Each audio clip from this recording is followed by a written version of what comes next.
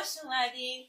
در خدمتتون هستیم با 2 تا مهمان ویژه که البته نیاز به معرفی ندارم، مطمئنم که همه شما دیدینشون. خیلی خوش اومدین. سلامت باشین. تشکر. اولتر از همه سلام عرض بکنم خدمت شما، خدمت دوستانی که از صفحات مجازی و اجتماعی ما را میبینن. انشالله که هر جا هستن جور و صحتمند باشن. سلام عرض ادب خدمت خودت دخترک ایرانی، به قول خیلی از دوستا، و یک سلام هم خدمت تمام کسایی که ما را از چینل یوتیوب شما و همچنان تیک تاک، اینستاگرام و صفحات مجازی میبینن. امید که جور و صحتمند باشین. مطمئنا دوستایی که دارن الان ویدیوهای ما رو میبینن ویدیوهای مختلفی از شما دیدن، همونطور که گفتم چهرهتون خیلی میشناسن، نیاز به معرفی نداره. اما یه کوچولو بیشتر، من معمولا از مهمونا یه بیوگرافی کوچولو میخوام.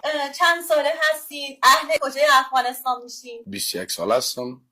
از دره ترکمن